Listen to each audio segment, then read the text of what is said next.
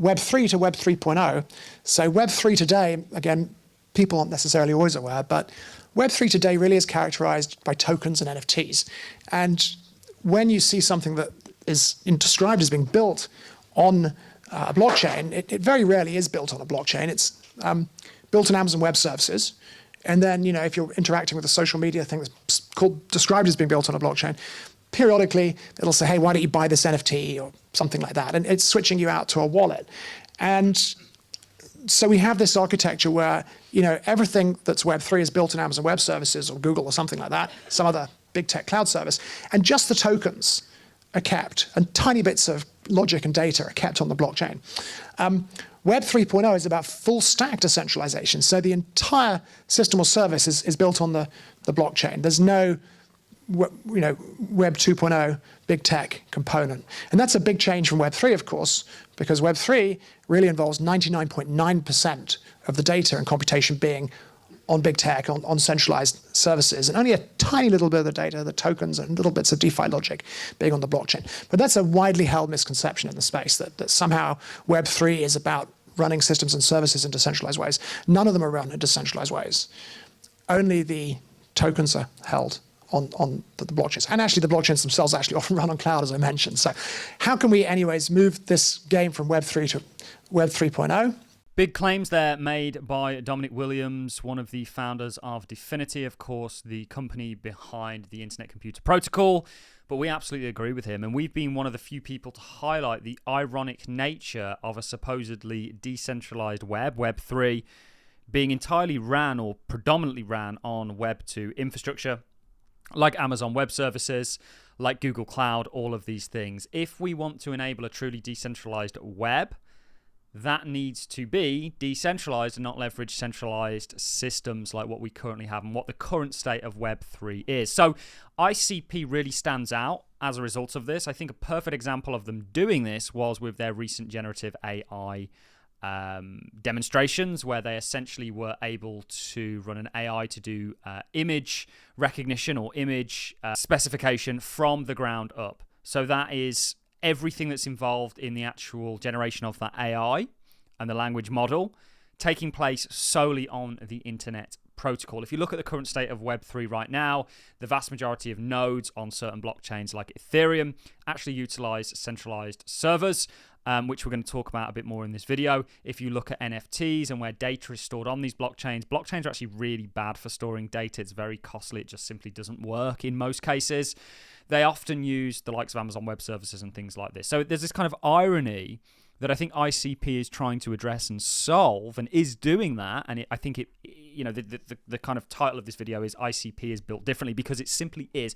Not only is it a totally different paradigm from the kind of traditional blockchains that we have, it's also tackling and evolving, I believe, the internet. And if you look at the largest companies in the world, they are all internet-based companies or internet-enabling companies that run hardware, whatever it may be, and services on the internet. The Internet Computer is taking on a colossal task, a mammoth task of essentially trying to compete with them and offer a decentralized, self-governed alternative. And the beautiful thing about all of this is you can control it all by a DAO. They were the first to come up with sort of subnets. We're going to be looking at that in this video. But what I'm doing in this one more than anything is sharing with you Dominic Williams's kind of thoughts on the cipher space. We have done a video previously where we spoke about how actually if people leveraged and built in the same way they're building on the internet on ICP, which is doable, they could actually eradicate the need for cybersecurity, because blockchains inherently are secure. That's one of the sort of concepts and principles of these blockchains. And that's just one area that the Internet Computer is tackling, the cybersecurity area, which is worth about $10 trillion. They will eradicate a lot of the need for IT personnel. On top of that, they're also tackling the AI space, the financial space, the social space. It really is a very impressive project. And the beautiful thing is you've got other distributed ledgers out there that claim to be doing this, but really what they're doing is leveraging Amazon Web Services or kind of Web 2 companies to do this and putting a blockchain element in there. Whereas the Internet Computer literally does this from the ground up. It's a full stack blockchain. So everything from the nodes to the storage to the compute to the execution is all taking place upon the protocol itself, which is a totally different paradigm from what we've seen up to date. So this is why I'm so excited. I think you guys should share this around to every single person out there, because a lot of people simply don't get what ICP is doing, and this video is going to kind of explain it, I think, in a lot more detail, leveraging a talk from Dominic Williams. Let's dive into the second clip that we have for you today. And obviously with Ethereum and so on, we gain the ability to run smart contracts in cypherspace, but they're very limited things. They can't even store a phone photo. They can only store a few bytes of data, and they're very computationally constrained. And we always thought of the internet computer really as a cloud, another kind of cloud where you build using smart contracts, but you could build anything. So here's the kind of general vision that the internet computer extends the public internet, and it extends the public internet with serverless cloud functionality, powering systems and services that are unstoppable. They run on the internet and become unstoppable like the internet. They're sovereign. They aren't beholden to big tech platforms and have no kill switches or backdoors in the same way that nobody can cut you off from the internet. They're tamper-proof. That means that their logic and data can't be hacked and can't be corrupted by something like ransomware. They can be DAO-powered, and that means they can be exclusively controlled by community or enterprise DAOs. They can be autonomous, which means they can exist independently, like immutable, like just software rails that are in cypherspace that never change and everyone can trust will never change. Or they can be updated by a DAO. And this is actually a big one we'll get to that very few people understand. But these systems and services will be lower cost, and they will require fewer personnel to develop and support. And as we'll see later, that's important because the single biggest cost in IT is IT personnel, about 36% of the $5 trillion we spend a year. So the general vision continues, that we believe that tech history arcs towards public networks, so that you go from private infrastructure to public networks. And an example of this, of course, is the internet itself. Back in the 1990s, Microsoft and Oracle proposed this thing called the information superhighway, which was going to be a sort of walled garden network. And, nobody wanted that, and I think the first edition of Bill Gates' book proposed this thing. The second and third edition switched to calling the information superhighway the internet. And the internet is created by private routing devices, things like Wi-Fi routers, that you pay to peer to other Wi-Fi routers. And essentially these private routing devices, privately owned routing devices, are connected by this decentralized open TCP/IP protocols to form a public global network. And so what we want to do is the same thing for the legacy IT stack. Legacy IT stack is cloud services like Amazon Web Services, servers, databases, web servers, CDNs, firewalls. And we want that to be replaced by the internet computer, which is created by private node machines connected by the open decentralized ICP protocols to form a public serverless autonomous cloud.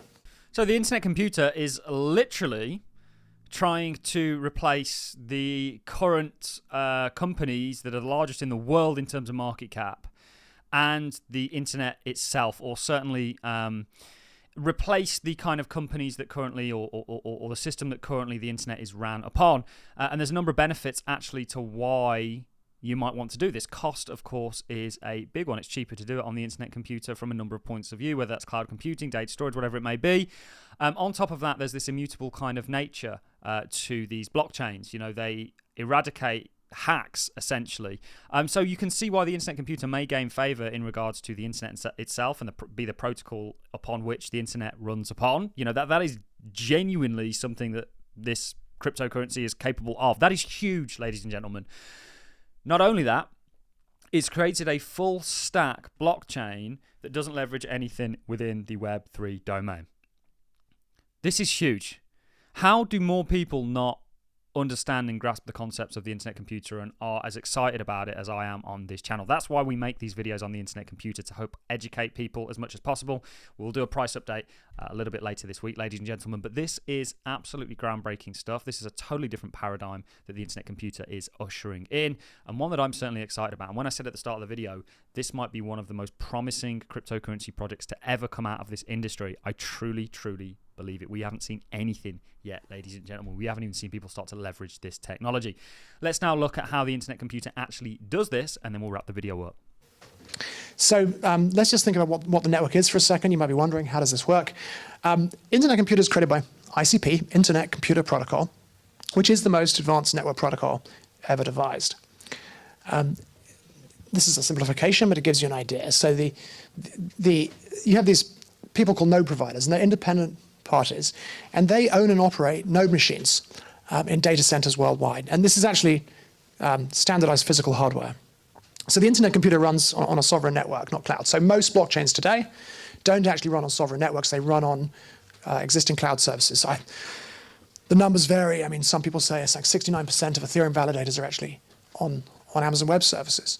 Hetzner, which is a big European cloud, hosted about 40% of the Solana network and more than 1,000 nodes, and recently it switched them off and they just disappeared. So most blockchains today, proof-of-stake blockchains, run on cloud. The internet computer is more like Bitcoin in that sense. Like Bitcoin's created by dedicated hardware, like ASICs that perform hashing, proof-of-work computations. And the internet computer is also runs on this dedicated hardware, which is formed into a sovereign network. So Internet Computer Protocol combines these node machines to form efficient subnet blockchains. And these subnet blockchains combine nodes from independent node providers, different data centers, different geographies, and different jurisdictions. And this is something called deterministic decentralization. And it means you can massively reduce the replication factor, which is something you need to do to bring costs down to produce a cloud in cypherspace. So that means that these node machines they're not owned by the same person, they're not in the same data center, the data centers aren't in the same geographical region, and they're not even in the same jurisdictions. That's how you get the properties of a blockchain with low replication. And these subnets, of course, add capacity for hosting something called canister smart contracts. Canisters are an advanced evolution of smart contract technology. And what's cool is that people use the word subnet. Actually, it came from us in 2018. Avalanche says it has subnets. They're very different things. Those are standalone blockchains. Internet computer subnets are true subnets in the sense that they're combined to create one stateful serverless autonomous cloud with unbounded capacity. When you build on this thing, you don't have to be aware of the underlying subnets. Every canister can talk to every other canister. So you create a single environment. It's a sort of seamless universe for tamper-proof code units without servers or instances. So it doesn't matter what subnet your canister smart contract is hosted on. It can directly call into any other canister smart contract. And that, of course, is serverless cloud functionality. The difference between something like Amazon Web Services serverless cloud, which is, people talk about serverless being the next generation of cloud. The difference is that the internet computer is stateful. That means that the code actually has data associated with it. Without getting too technical here, the big advances with the internet computer, that the data sticks to the code. You don't need a database, you don't need a file. In code, you could just create a database by saying, var db equals new hash map or something like that. Essentially, each individual canister can run in parallel. It contains some WebAssembly bytecode created using any language, any major language, and it contains these persistent memory pages. So you don't need to think about saving something into a file system or a database because the memory pages themselves persist. And this is actually a big advance that goes far beyond blockchain.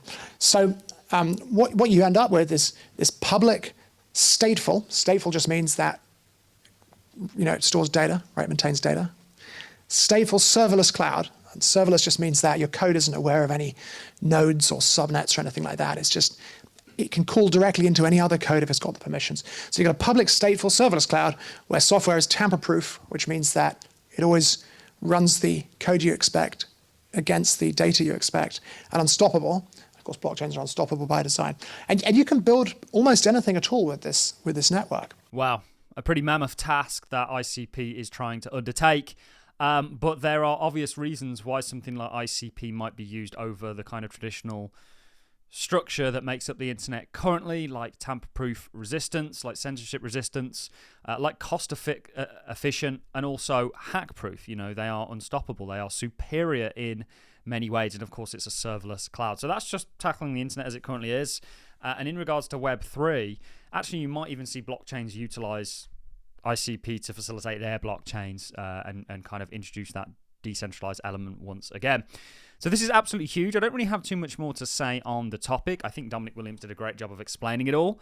I want to know your thoughts in the comment section, ladies and gentlemen. Not only has the internet computer really introduced a new paradigm to the internet, but also it's introduced a new paradigm into the kind of Web3 space, and it's trying to enable Web 3.0, a truly decentralized version of the web.